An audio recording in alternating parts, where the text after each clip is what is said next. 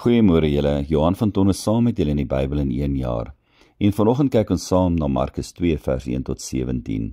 Ons sien twee gebeurtenisse wat dui op die Vader se hart en die rede hoekom Jesus Christus eintlik gekom het.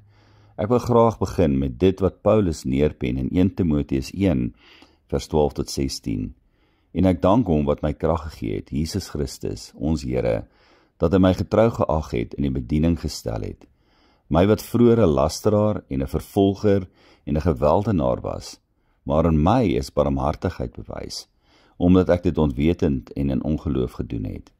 En die genade van ons Here was baie oorvloedig met geloof en liefde wat in Christus Jesus is. Dan in vers 15. Dit is 'n betroubare woord en werd om ten volle aangeneem te word, dat Christus Jesus in die wêreld gekom het om sondaars te red, van wie ek die vernaamste is. Ons lees weer, soos wat ons heel moontlik nog 'n paar keer in Markus gaan lees, dat Jesus die skares getrek het, hierdie keer in Kapernaum in 'n huis waar hy die mense weer geleer het oor God se woord. Die plek was vol gewees. Dan daag 4 vriende met 'n verlamde man op en kon nie inkom om hom voor Jesus te kom neerlê nie. Vol van geloof dat hierdie Jesus hom sal kan genees, stop dit hulle nie om in te kom by Jesus nie, en breek die huis se dak oop en sak die man neer voor Jesus. Nou hierdie klink na moeite. Hoeveel van ons sou nie dalk net omgedraai het en vir die verlamde gesê het, "Skus man, dalk 'n volgende keer."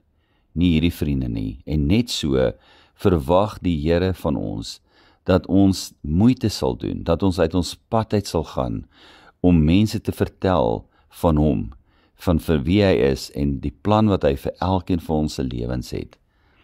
Maar wat Jesus sê toe hulle hom laat sak het, kon dalk hulle opgewondenheid 'n bietjie gedem het, want hierdie keer begin Jesus nie met die woorde staan op en loop nie, maar met die woorde seun, jou sondes is vergewe. Natuurlik was daar die slim skrifgeleerdes wat onmiddellik in hulle harte sê dat dit God lasterlik is, want net God kan sondes vergewe. Maar Jesus, wie God is, sê vir hulle wat is makliker, om vir iemand te sê jou sondes is vergewe, of staan op en loop? Nou hierdie is die hoogtepunt vir my. Vir my en jou sal die antwoord dalk wees, jou sondes is vergewe, want daar is dalk nie 'n onmiddellike bewys, soos om te sê, staan op en loop nie. Maar vir Jesus was beide ewe maklik. Want hy is God, maar vir hom was dit die rede hoekom hy gekom het, juis oor ons sondes. Juis hierom sê hy vir die jong man, jou sondes is vergewe. En die teken is 'n verandering in die jongman se lewe, maar ook in my en jou lewe. Want ware bekering is om jou lewe te verander. Toe Jesus sê staan op en neem jou mat en gaan huis toe, het die verlamde nie op sy mat bly lê nie. Net so moet my en jou geloofslewe wees. Wanneer ons in geloof na hom kom, wanneer hy ons vergewe, kan ons nie meer in die stand bly waar hy ons gevind het nie. Net soos wat ons lees in die laaste paar verse waar Jesus Levi by sy kantoor raakloop op die strand en vir hom sê, volg my. Ons lees nie dat hy eers sy geld getel het en einde van die dag finansiële verslae opgetrek het nie. Nee, toe hy sien dit is Jesus en toe hy hoor dat Jesus sê volg hom, was daar vergifnis van sonde, selfs net in die woorde, volg my. En hy het Jesus gevolg. Wat het Jesus alles vir hom gesê met daardie kort sinnetjie? Wat beteken die bekeer en volg dan nou wanneer jy na die Grieks gaan kyk? Want sekerlik was daar meer gesê aan Matteus as net volg my. Wat Jesus vir hom gesê het is die volgende, volg my as my disipel, aanvaar my as jou meester en leermeester en stap dieselfde lewenspad as wat ek loop.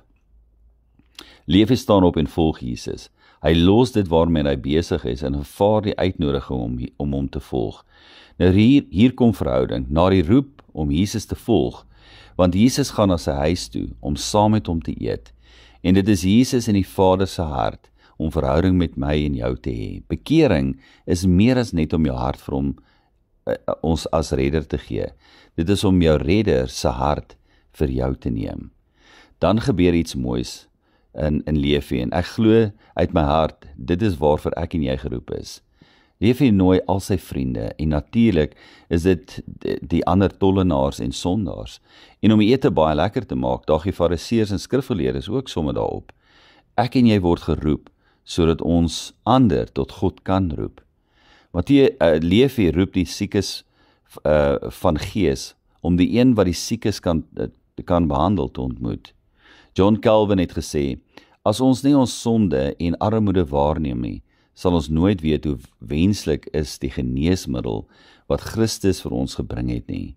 En in hierdie oomblik waar juis die sondaars geoordeel word, saam met die tollenaars, sê Jesus aan hulle, 'n gesonde het nie 'n geneesheer nodig nie, maar wel die een wat siek is.